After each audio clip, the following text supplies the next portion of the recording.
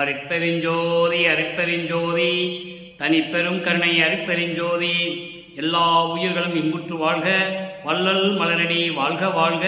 கொல்லா விரதம் குவளையெல்லாம் ஓங்குக, நல்லோர் நினைத்த நலம் பெறுக, நன்று நினைத்த எல்லோரும் வாழ்க இசைந்து. உலக மக்களே, அறிவார்ந்த அன்பர்களே, ஆண்மநேய ஒருமைப்பாடுடைய அன்பர்களே, வல்லப்பெருமா நமக்கு அள்ளிய திருவற்பாவில் மூன்றாம் திருமுறையில் பதிகம் 16 திரு அருள் பெருமிதம் என்ற தலைப்பில் இருக்கின்ற பாடலுடைய விளக்கங்களை இன்று முதல் பார்க்கப் போகிறோம். திரு அருள் பெருமிதம் மொத்தம் 10 பாடல்களை கொண்டது. ஒவ்வொரு பாடலிலும் இறைவனை பற்றி எப்படி சொல்லுகிறார் என்பதையும், குறிப்பாக இவரை பெண்ணாக நினைத்து தலைவி, அதாவது தாய், மகளினுடைய நிலையை அறிந்து வருந்துவதை வல்லப்பெருமானவர்கள் இந்த பதிகத்திலே நமக்கு அருளியிருக்கிறார்கள்.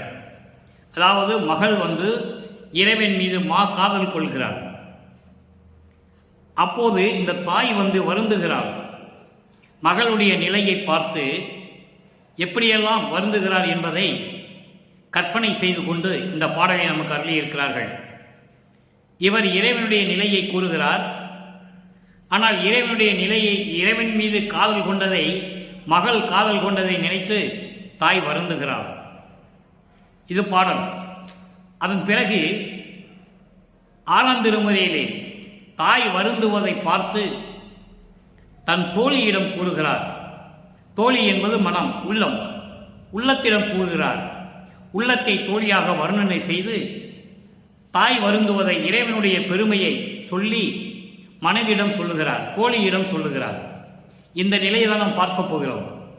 காரணம், இந்த பிரபஞ்சம் தோன்றிய காலத்திலிருந்தே மதங்களும் சமயங்களும் மார்க்கங்களும் தோன்றி அதை உருவாக்கி அவர்களுக்கு ஏற்றபடி இறைவனை கற்பனை செய்து உருவங்களாக்கி அதற்கு ஏற்றபடி வழிபாடு பாடல்களை பாடி அதற்கு ஏற்றபடி அந்த வழிபாட்டு நிறைகளுக்கு ஏற்றபடி வழிபாட்டு தலங்களை அமைத்து மக்களை வழிபட வைத்து விட்டார்கள்.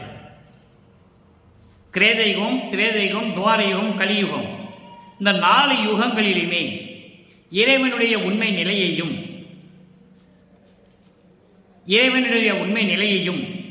இறைவனுடைய அருளுடைய பெருமைகளையும் மக்களிடம் யாரும் கூறவில்லை.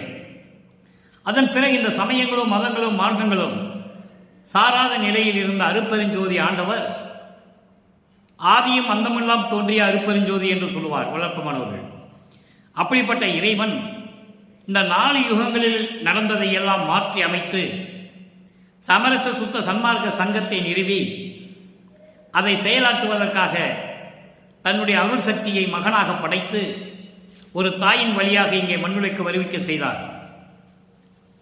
சமரச சுத்த சன்மார்க்கத்தை பெற்ற பிறகு அவருடைய மகனாகிய வல்லப்பெருமானவர்கள் இந்த சமயங்களும் மதங்களும் சாராத நிலையில் இறைவனை எப்படி வணங்கினார், இறைவனை எப்படி போற்றி வணங்கி இறைவனிடம் இந்த அருளை பெற்றுக் கொண்டார் என்று சொல்லுகிறார். இறைவன் தன்னை ஆட்கொள்ளாத வரை இந்த மண்ணுலைக்கே வருவிக்க உற்று 9 ஆண்டுகள் கழித்துதான் வல்லப்பெருமானை, தனது மகனை இறைவன் ஆட்கொள்கிறார். அதுவரையிலும் இறைவன் தன்னை ஆட்கொண்டு சமரச சுத்த சன்மார்க்கத்தை கையில் கொடுக்காத வரையிலும் அவரும் சமயங்களிலும் மதங்களிலும் மார்க்கங்களிலும் சொல்லப்பட்ட நிலைகளின்படி இறைவனை வேண்டுகிறார், வணங்குகிறார். இதுதான் உண்மை. திருவற்பாவிலே நாம் கண்ட உண்மை. தன் நிலை உணர்ந்த பிறகு, தந்தை சமரச சுத்த சன்மார்க்கத்தை கொடுத்த பிறகு, அந்த இறைவனுடைய பெயரை அருட்பெருஞ்சோதி ஆண்டவர் என்று சொன்ன பிறகு, இந்த சமயங்களும் மதங்களும் மார்க்கங்களில் சொல்ல வழிபாடுகள் இல்லாமல் இறைவனை எப்படி வழிபடுவது என்பதையும் வழிபாட்டு முறைகளையும் மாற்றி அமைத்து நமக்கு அருளியிருக்கிறார்கள் வல்லப்பெருமானவர்கள். அதை பார்த்து கொண்டிருக்கிறோம். ஆக சமயங்களும் மதங்களும் மார்க்கங்களும் சார்ந்த நிலையில் இறைவனை எப்படி வேண்டுகிறார், இறைவன் மீது எப்படி காதல் கொள்கிறார், அந்த நிலையை பார்த்து தாய் வருந்துகிறாள். தாய் மகளுடைய நிலையை பார்த்து வருந்துகிறாள் என்பது போல நமக்கு பாடலை அமைத்திருக்கிறார்கள். அதன் பிறகு 6ஆம் திருமுறையிலே தாய் வருந்துவதை பார்த்து இப்படியெல்லாம் தாய் வருந்துகிறாள் என்று சொல்லி தோழியிடம் சொல்லுகிறார். தோழி என்பது உள்ளம். நல்லா நீங்கள் புரிஞ்சுக்கணும். இதில் நீங்கள் எந்த விதமான குழப்படையக்கூடாது. அருமையாக இருக்கும் பாடல்கள். அப்போ அந்த நிலையை உணர்த்துவதற்காகத்தான் வள்ளற்பெருமான் இந்த பாடல்களை நமக்கு அருளியிருக்கிறார்கள். மக்களுக்கு தெரியப்படுத்த வேண்டும். இந்த பிரபஞ்சம் தோன்றிய காலத்திலிருந்தே எப்படியெல்லாம் இந்த மதங்களும் சமயங்களும் மார்க்கங்களும் மக்களிடையே புகுன்று மக்களை துன்புறுத்திக் கொண்டிருந்தன என்பதையும், இவைகளால் எந்த பயனும் மக்களுக்கு ஏற்படவில்லை என்பதையும் தெளிவுபடுத்துவதற்காகத்தான் சமரச சுத்த சன்மார்க்கம் என்ற ஒரு தனி மார்க்கத்தை உருவாக்கி, இந்த மார்க்கம் எதனையோடு சாராத மார்க்கம், மதங்கள் சமயங்கள் மார்க்கங்களை சாராத மார்க்கம். அதனால்தான் அந்த இறைவனை ஒளியாக அமைத்து ஒளி வடிவில் இருக்கிறார், உருவம் இல்லை அவருக்கு என்று சொல்லி, அவருக்கு அருப்பெருஞ்சோதி தான் கடவுள் என்று சொல்லி இந்த உலக மக்களுக்கு தெரியப்படுத்தினார்கள் அவருடைய மகன் வள்ளற்பெருமான் அவர்கள். அதை பார்த்து கொண்டிருக்கிறோம். அந்த வகையில் இன்று நாம் பார்க்க வேண்டிய பாடல் 3ஆம் திருமுறை பதிகம் 16 திரு அருள் பெருமிதம். இறைவனுடைய அருளை பற்றி பெருமிதமாக சொல்லுவது, இறைவன் மீது காதல் கொண்டு சொல்லுவது. முதலாவது பாடல் 1வது பாடல் நன்றாக கவனியுங்கள். அந்த நிலையில் இறைவனை எப்படி வணங்கினார்கள், இறைவனை எப்படி உருவகப்படுத்தினார்கள் என்பதையெல்லாம் 3ஆம் திருமுறையிலே கூறியிருக்கிறார்கள். அதனை பார்த்து கொண்டிருக்கிறோம். விடையார் விடங்க பெருமனார், விடையார் விடங்க பெருமனார் வெள்ள சடையார் வெண்ணகையால் அடையார் புறங்கள் எரித்து ஒழித்தார். அவரே இந்த அகிலமெல்லாம் உடையார் என்று நினைத்தனை ஊர் ஒற்றி அவருக்கென்று உணர்ந்திலையோ, இடையா மயில் கொண்டு எது வருவாய் ஏழையடி நீ என் மகளே. தாய் சொல்லுவது போல மகளை பார்த்து தாய் சொல்லுகிறாள். மகள் வள்ளற்பெருமானை குறிப்பிடுகிறார். அப்போ இறைவனை எப்படியெல்லாம் காதல் கொண்டு இருக்கிறாயே, இதனால் உனக்கு என்ன லாபம், என்ன பெறப்போகிறாய் என்று சொல்லுவது போல இந்த பாடலை எழுதியிருக்கிறார்கள். மக்களுக்காக, மக்கள் உணர வேண்டும் என்பதற்காக இறைவனுடைய காதலை அவ்வளவு அழகாக இதை கூறியிருக்கிறார்கள். நன்றாக கவனியுங்கள். விடையார் விடங்க பெருமானார். விடையார் என்பது காளையை வாகனமாக கொண்டவர். அதான் விடையார் என்று சொல்லுகிறார். காளையை வாகனமாக கொண்டவர் விடங்க பெருமானார். விடங்க பெருமானார் என்பது அழகில் சிறந்தவர், அழகில் சிறந்த ஒப்பற்ற, அதாவது அந்த அளவுக்கு அழகுடைய இறைவன் பெருமானார். வெள்ள சடையார். வெள்ள சடையார் என்பது, வெள்ளம் என்பது நீர், நீர் என்பது கங்கை, கங்கையை சடையில் கூறிக்கொண்ட இறைவன். நல்லா கவனிச்சுட்டு வாங்க நண்பர்களே. இறைவனை எப்படியெல்லாம் இந்த 4 யுகங்களிலும் இறைவனை வர்ணனை செய்தார்கள். இந்த சமயங்களும் மதங்களும் மார்க்கங்கள் எல்லாம் சேர்ந்து இறைவனை, அந்த சேர்ந்தவர்கள் எல்லாம் இறைவனை எப்படி உருவப்படுத்தினார்கள் என்பதை வள்ளற்பெருமான் இங்கே தெளிவாக கூறியிருக்கிறார்கள். வெள்ள சடையார், கங்கையை சடையில் சூடிக்கொண்டவர். வெண்ணகையால் அடையார் புறங்கள் எரித்து ஒழித்தார். வெண்ணகையால் என்பது புன்னகையால், புன்னகையால் அடையார் புறங்கள் எரித்தார். அதாவது முப்புறங்கள் எரித்தார் என்று சொல்லுவார்கள். முப்புறங்கள் என்பது இரும்புக்கோட்டை, வெள்ளிக்கோட்டை, தங்கக்கோட்டை, இந்த 3 கோட்டைகளையும் புன்னகையால் எரித்தார். எத்தனையோ பேர் போராடி பார்த்தார்கள் அந்த அரக்கர்களை. 3 அரக்கர்கள் வெள்ளிக்கோட்டை, பொன்கோட்டை, இரும்பு கோட்டையை கட்டி கொண்டு அதில் ஒளிந்து கொண்டிருக்கிறார்கள். அவர்களை யாராலும் வெல்ல முடியவில்லை.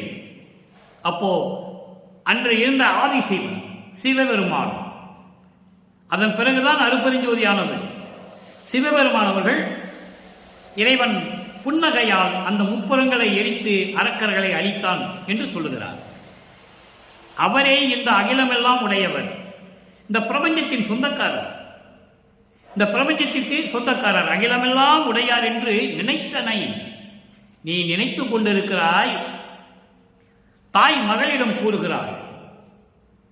மகள் இறைவன் மீது காதல் கொண்டிருக்கிறாள். தாய் மகளுடைய காதலை நினைத்து வருந்தி கூறுகிறாள். நீ காளை வாகனமுடைய இறைவன் என்று நினைக்கிறாய். அதோடு மட்டுமல்ல, அழகானவர் என்றும் நினைத்துக் கொண்டிருக்கிறாய். கங்கையை சடையில் சூடிக்கொண்டு இருக்கிறாய் என்று நினைக்கிறாய். இந்த உலகமெல்லாம் அவருடையது என்று நீ நினைத்துக் கொண்டிருக்கிறாய். புன்னகையால் முப்புறத்தையும் எரித்தார் என்று சொல்லுகிறாய். எல்லாம் உண்மைதான், எல்லாம் உண்மைதான். ஊர் ஒற்றி அவருக்கென்று உணர்ந்தில்லையோ? அவருக்கென்று திருவொற்றியூர் என்று ஒரு ஊர் இருக்கிறது, அது தெரியுமா உனக்கு? இடையா மயில் கொண்டு ஏது பெறுவாய். இடையா மயில் கொண்டு ஏது பெறுவாய் என்றால் அளவில்லாத காதல் கொண்டு இறைவன் மீது குறையில்லாமல் காதல் கொண்டு இருக்கிறாய். காதல் கொண்டு இருக்கிறாய், அளவில்லாமல் காதல் கொண்டு இருக்கிறாய். அப்படி அவன் மீது காதல் கொண்டு நீ என்ன சுகம் பெறப்போகிறாய்? நீ என்ன சுகம் பெறப்போகிறாய்? ஏழையடி நீ மகளே, ஒன்றும் தெரியாத சின்ன பிள்ளையாக இருக்கிறாயே, ஒன்றும் தெரியாத விவரம் தெரியாத பெண்ணாக இருக்கிறாயே என் மகளே என்று சொல்லுகிறார். இதனுடைய உள்ள அர்த்தம் என்னவென்றால், இறைவன் மீது எவ்வளவு காதல் கொண்டிருக்கிறார் வல்லத்துமானவர்கள் என்பதையும், அப்போது அதே போன்று இறைவனிடமிருந்து நீ என்ன பெறப்போகிறாய் என்ற எதிர்பார்ப்பை உலக மக்களுக்கு தெரியப்படுத்த வேண்டும். அதனால்தான் தாய் மகளுடைய காதலை பார்த்து, இறைவன் மீது மகள் கொண்ட காதலை பார்த்து, இந்த பெண் இப்படி இருக்கிறாளே, என்ன லாபம் அடைய போகிறாள், என்ன அருள் கிடைக்க, என்ன அருளை பெறப்போகிறாள் என்று சொல்லி மகளுடைய நிலையை வருந்துகிறாள். இது பதவுரை. இந்த பாடலுடைய விளக்கம் பாருங்க. இந்த பாடலுடைய விளக்கத்தை பார்த்த பிறகு அதே இறைவன் சமயங்களையும் மதங்களையும் மார்க்கங்களையும் எல்லாம் ஒழித்துவிட்டு தன் மகனிடம், மகனே, சமயங்களும் மதங்களும் மார்க்கங்களும் இல்லாத ஒரு மார்க்கத்தை உனக்கு தருகிறேன், அதுதான் சமரச சுத்த சன்மார்க்க சத்திய சங்கம். அப்போ அந்த நிலை வரும்போது இறைவனை எப்படி சொல்லுகிறார் என்பதை பார்க்க போகிறோம். காளையை வாகனமாக கொண்டவர், கங்கையை தலையில் கொண்டு இருப்பவர், மிகவும் அழகானவர், பேரழகை உடையவர், புன்னகையால் திரிபுரங்களை எரித்து அழித்தார். அவரே இந்த அகிலமெல்லாம் விளங்கிக் கொண்டு இருக்கிறார். இவற்றையெல்லாம் உடையவர் நான் இறைவன் என்று நீ நினைத்துக் கொண்டிருக்கிறாய். அவருக்கென்று திருவொற்றியூர் என்ற ஊர் இருக்கிறது. திருவொற்றியூரில் இருக்கின்ற இறைவன், திருவொற்றியூரில் இறைவன் இருக்கிறார் என்பதை அப்படி சொல்லுகிறார். அவருக்கென்று திருவொற்றியூர் என்ற ஊர் இருக்கிறது, அது உனக்கு தெரியவில்லையா? திருவொற்றியூரில் தான் அவர் குடிகொண்டு இருக்கிறார். அவர் மீது அளவில்லாத காதல் கொண்டு என்ன செய்ய போகிறாய்? விவரம் தெரிய பெண்ணாக இருக்கிறாயே, விவரம் தெரியாத சின்ன பெண்ணாகவே இருக்கிறாயே, நீ என்ன பயனை பெறப் போகிறாய் என்று சொல்லி இந்த பாடலை நமக்கு அருளி இருக்கிறார்கள் வல்லப்பமன்னர்கள். ஆக இந்த சமயங்களும் மதங்களும் மார்க்கங்களும் சார்ந்த நிலையில், அவர் இந்த மண்ணுக்கு ஏன் வருவிக்க விட்டோன் என்று தெரியாத நிலையில் அவரும் இறைவனை பற்றி பாடியிருக்கிறார். இதுதான் உண்மை. அதன் பிறகு சமரச சுத்த சன்மார்க்கத்தை பெற்ற பிறகு 6ஆம் திருமுறையிலே பதிகம் 80 திருவடி பெருமை. இதுக்கு பேர் வரம்பில் இன்பம் சொல்லலாம். திருவடி பெருமை, திருவடி பெருமை என்பது வரம்பில் இன்பம். வரம்பில் இன்பம் என்பது அளவில்லாத இன்பத்தை இறைவனிடம் பெற்றுக்கொண்டது. அப்போ அங்கே தாய் மகளை பார்த்து வருந்துகிறாள். இங்கே தோழியிடம் இறைவனுடைய நிலையை சொல்லுகிறார். நன்றாக கவனிச்சுட்டே வரணும் நீங்க.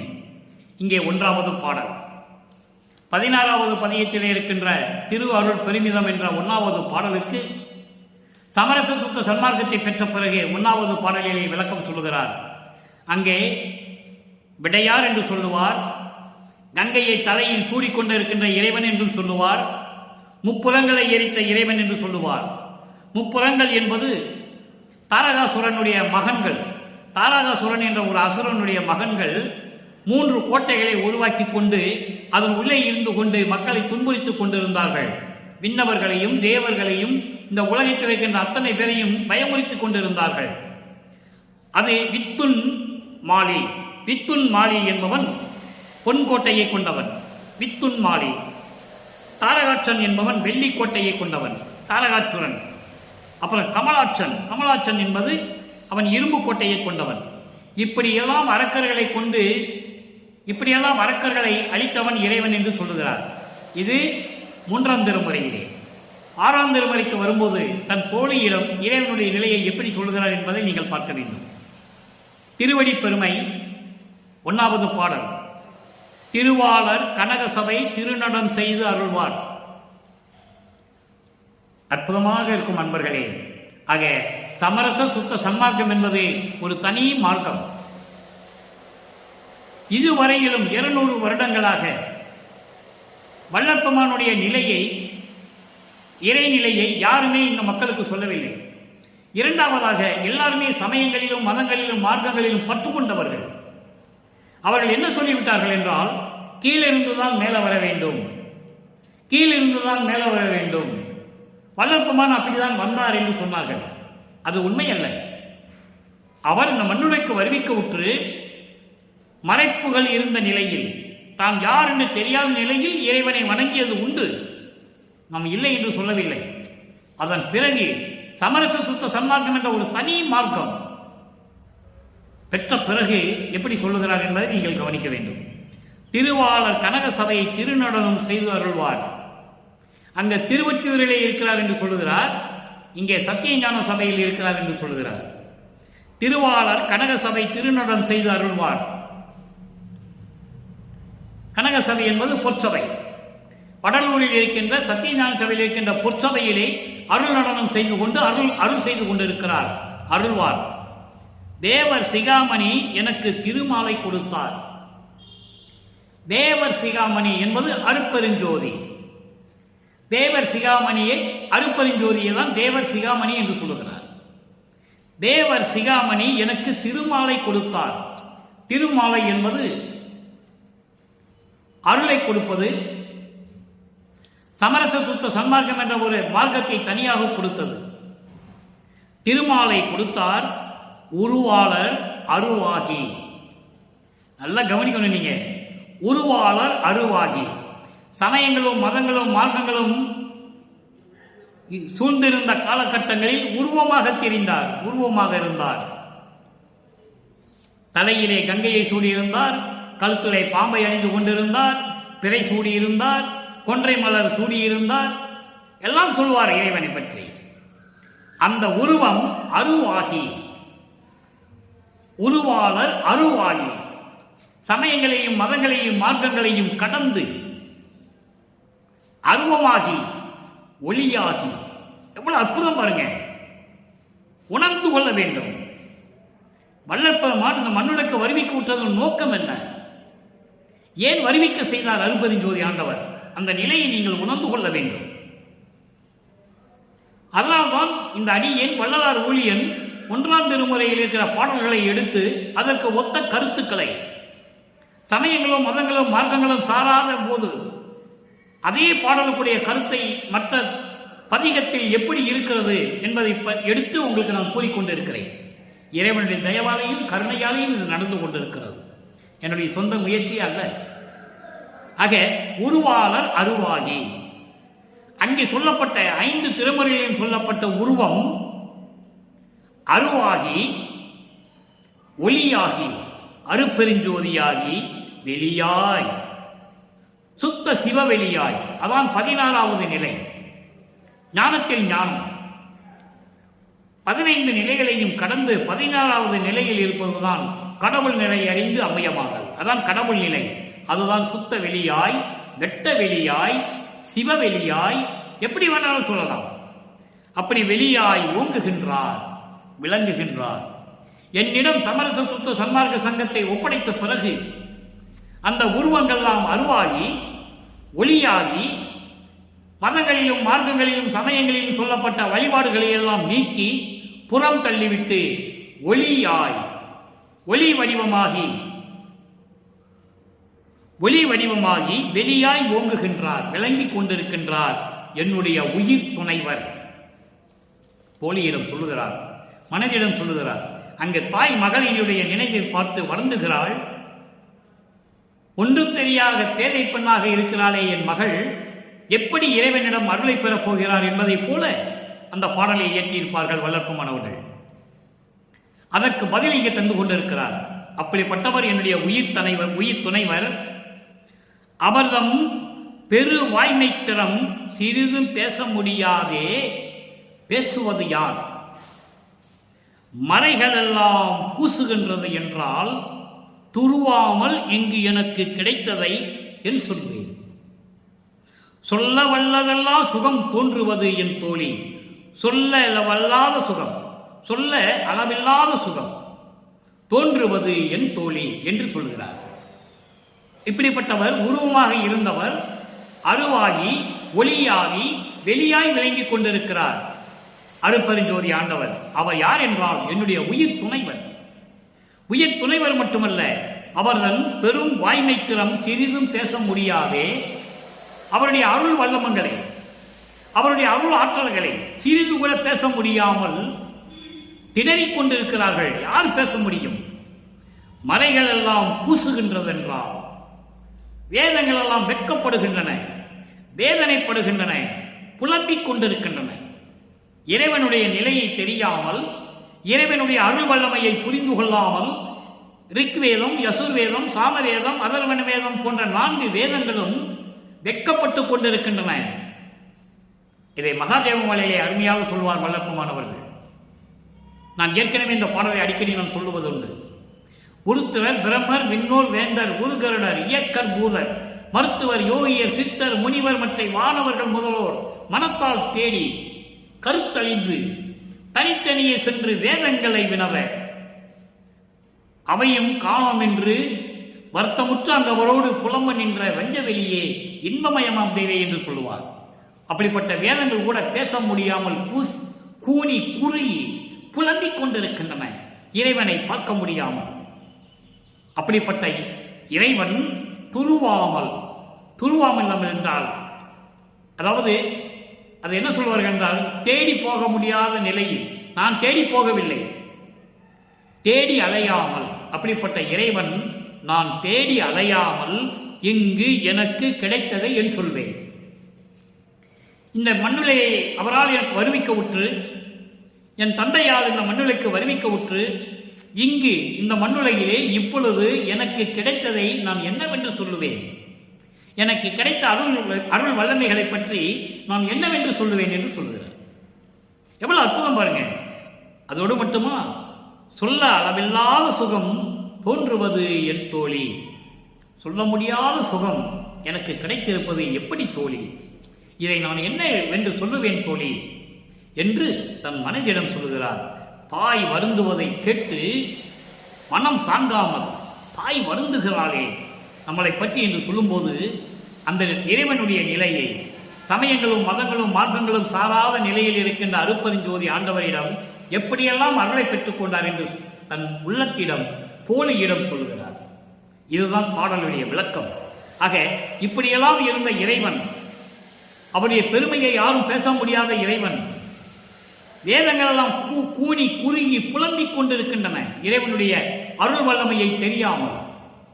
அப்படிப்பட்ட இறைவன் நான் தேடி அலையாமல் என்னிடம் வந்து இந்த மண்ணுலகிலே எனக்கு எப்படியெல்லாம் அருளை கொடுத்தார் என்பதை நினைக்கும் போது பேரின்பமாக தோன்றுகிறது என் தோழி என்று சொல்லி இந்த பாடலை நமக்கு அருளி இருக்கிறார்கள்.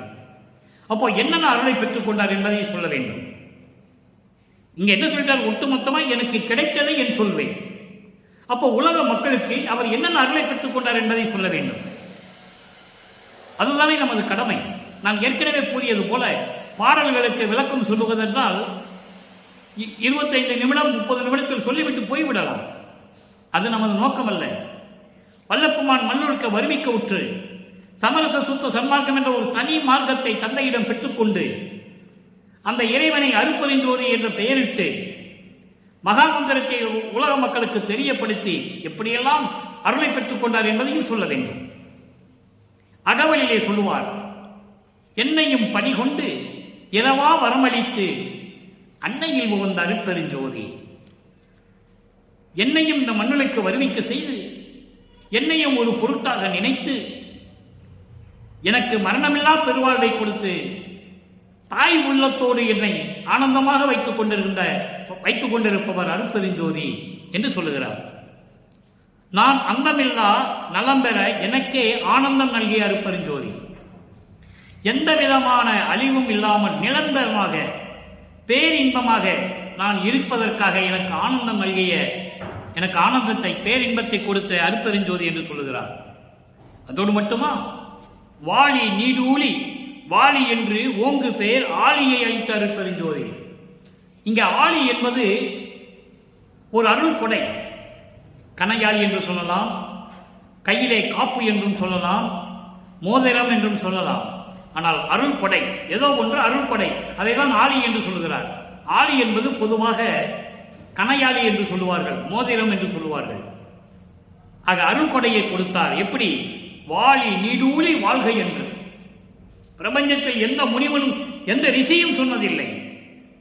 இந்த இடத்தை யாரும் அடைந்ததில்லை. இவர் அதுக்காகவே வருவிக்க விட்டவர். உலக மக்களுக்காக சமரச சுத்த சன்மார்க்கத்தை உலக மக்களிடம் சொல்ல வேண்டும் என்பதற்காக வருவிக்க விட்டவர். உயிரின் மேல் தயவும் கருணையும் காட்ட வேண்டும் என்று சொல்வதற்காக இவர் வருவிக்க விட்டவர். கொலையும் தவிர்த்துதான் இறைவனை வழிவேண்ட வேண்டும் என்று சொல்ல வந்தவர்.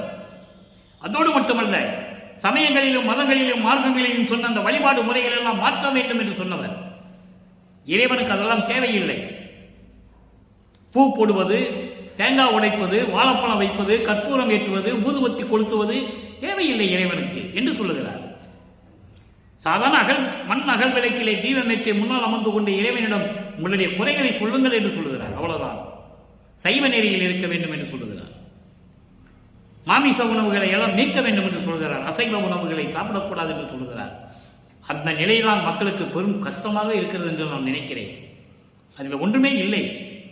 இறைவனை அருளை பெற வேண்டும் என்றால் சைவ நெறியில் தான் இருக்க வேண்டும் என்று திட்டவட்டமாக வளர்ப்பமாக நமக்கு அருளி இருக்கிறார்கள். அதோடு மட்டுமா, ஒரு அற்புதமான அகவல் வரி. ஆதியும் அந்தமும் அறிந்தனை நீயே ஆதி என்று அருளிய அருட்பெருஞ்சோதி. தந்தையிடம் கேட்கிறார், நோவாமல் நோம்பு என்னை போல் நோற்றவரும், எஞ்ஞாண்டும் சாதாவரம் என்னை போல் சார்ந்தவரும், தேவானின் பேரருளை என்னை போல் பெற்றவரும் எவ்வுலகில் யார் உளர்? சற்றே அறை என்று சொல்லுகிறார். அறை என்பது சொல்லு. பல யுகங்களிலே நீ திருவிளையாடல் செய்தவன்.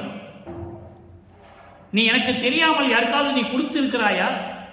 மரணமில்லா பெருவாழ்வை யாருக்காவது கொடுத்திருக்கிறாயா? இல்லை என்னை போன்று பெற்ற வரங்களை எல்லாம் வேறு யாருக்காவது கொடுத்திருக்கிறாயா என்று கேட்கிறார். அதற்கு பதில் சொல்லுகிறார். தன் மகனுக்கு பதில் சொல்லுகிறார். ஆதியும் அந்தமும் அறிந்தனையே, அறிந்தனை நீயே ஆதி. அப்படி படிக்கணும் அந்த வரியை. இந்த பிரபஞ்சத்தினுடைய முதலும் முடிவையும் ஆதியும் அந்தமும் நீதான் அறிந்து கொண்டாய். அப்படி அறிந்து கொண்டதில் நீதான் முதல்வன். நீயே ஆதி, வேற யாரும் இல்லை மகனே, எனக்கு அப்புறம் நீதான். ஆதியும் அந்தமும் அறிந்தனை நீயே ஆதி என்றார்களே அருட்பெருஞ்சோதி. உனக்கு மட்டும்தான் நான் எல்லாவற்றையுமே கொடுத்திருக்கிறேன், வேற யாருக்கும் நான் கொடுக்கவில்லை என்று மகனிடம் சத்தியம் செய்கிறார் அருட்பெருஞ்சோதி ஆண்டவர். அற்புதமான இடம் அது. அப்போ இப்படியெல்லாம் கொடுத்த பிறகு ஏறா நிலைமிசை ஏற்றி எந்தனக்கு ஆறாறு காட்டிய அருட்பெருஞ்சோதி என்று சொல்லுவார். ஆறாறு என்பது 36 தத்துவங்களை காட்டிய அருட்பெருஞ்சோதி. அப்புறம் தத்துவங்களை எப்படி கடக்க செய்தார்?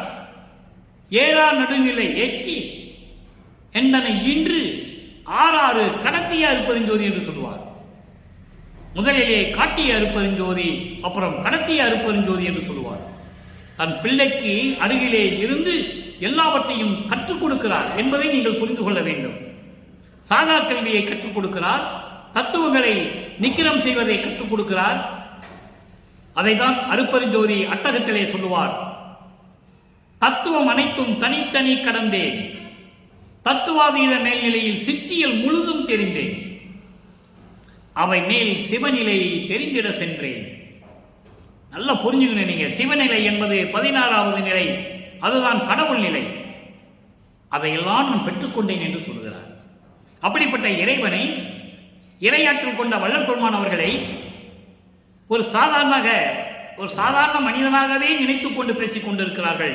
அது தவறு என்பதை இங்கே நான் பதிவு செய்ய கடமைப்பட்டிருக்கிறேன். அவர் யோகி அல்ல, ஞானி அல்ல, சீர்திருத்தவாதி அல்ல, பகுத்தறிவாளர் அல்ல. அவர் இறைவன். இறைவனுக்கு எல்லா தகுதியும் உண்டு. ஆக இறைநிலையில் இருக்கின்றவர் வல்லற்பெருமான் என்பதை நீங்கள் புரிந்து கொள்ள வேண்டும். தத்துவங்களை கடக்க செய்வது, அந்தங்களை கடக்க செய்வது 6 அந்தங்கள். கலாந்தம், யோகாந்தம், போதாந்தம், நாதாந்தம், வேதாந்தம், சித்தாந்தம். அந்தங்களை கடப்பது, சரியை, கிரியை, யோக, ஞானம் என்ற 16 நிலைகளை கடப்பது. இந்த நிலைகளை எல்லாம் கடந்த பிறகு இறைநிலையை பெற்றதை அகவலிலே ஒரே வரியில் சொல்லுகிறார். மூவரும் தேவரும் முத்தரும் சித்தரும் யாவரும் பெற்றிடா இயல் எனக்கு அளித்தனை. அற்புதமாக சொல்லி முடிக்கிறார்கள் வல்லப்பமான் அவர்கள். ஆக வல்லப்பமான் யார்? இறைநிலையில், கடவுள் நிலையில் இருந்து கொண்டிருக்கின்றவர். அருட்பெருஞ்சோதி ஆண்டவர் தன் தந்தை விரும்பி தன்னோடு இரண்டரை கலந்து கொண்டதனால் தந்தையின் கட்டளையின்படி இந்த பிரபஞ்சத்தை இயக்கிக் கொண்டிருக்கிறார். மூவரும் தேவரும் முத்தரும் சித்தரும் யாவரும் பெற்றிடாய்கள் என கழித்தனை. மூவர் என்பது பிரம்மன், திருமால், ருத்திரன் போன்றவர்களும், மீதியெல்லாம் தேவர்கள், சித்தர்கள், முனிவர்கள், யாரும் பெற முடியாத கடவுள் நிலையை நான் பெற்றுவிட்டேன், எனக்கு கொடுத்து விட்டாய் என்று சொல்லுகிறார் அருட்பெருஞ்சோதியிடம். ஆக அன்பர்களே, இன்று நாம் பார்த்த பாடலிய பொருள் உங்களுக்கு நன்றாக தெளிவாக தெரிஞ்சிருக்கும் என்று புரிஞ்சிருக்கும் என்று நான் கருதுகிறேன். திருவருட் பெருமிதம் 3ஆம் திருமுறையிலே 1வது பாடலிலே எப்படியெல்லாம் இறைவனை பற்றி மகள் சொல்லுகிறார் என்பதையும், மகள் எப்படியெல்லாம் இறைவன் மீது காதல் கொண்டு இருக்கிறாள் என்பதையும் வருந்தி தாய் வருந்துகிறாள். மகளிடம் சொல்லுகிறாள், நீ இவனை காதலித்துக் கொண்டு நீ என்ன பெறப்போகிறாய் என்று சொல்லுகிறார். இதனுடைய உள் அர்த்தம் என்னவென்றால், இறைவனிடம் இப்படியெல்லாம் வேண்டி நான் என்ன பெறப்போகிறேன் என்பதை உலக மக்களுக்கு தெரியப்படுத்துகிறார். அப்போ சமயங்களும் மதங்களும் மார்க்கங்களும் சார்ந்த நிலையில் இறைவனை வேண்டுகிறார்.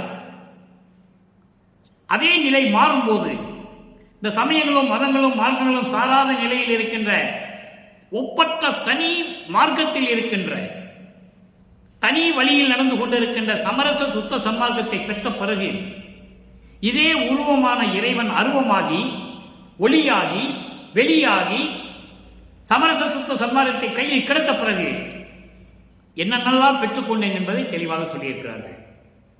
போலியிடம் சொல்லுவது போல மனதை போலியாக வர்ணனை செய்து போலியிடம் சொல்லுவது போக வல்லற்பமான் நமக்கு அருளியிருக்கிறார்கள் என்பதை நீங்கள் புரிந்து கொள்ள வேண்டும். ஆக சமரச சுத்த சன்மார்க்கம் என்பது ஒரு தனி மார்க்கம், எதனுடைய ஒப்பிட முடியாத மார்க்கம்.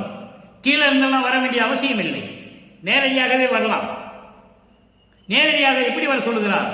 புலையும் கொலையும் தவிர்த்து வர வேண்டும். இறைவன் ஒருவனே என்ற நிலையில் வர வேண்டும்.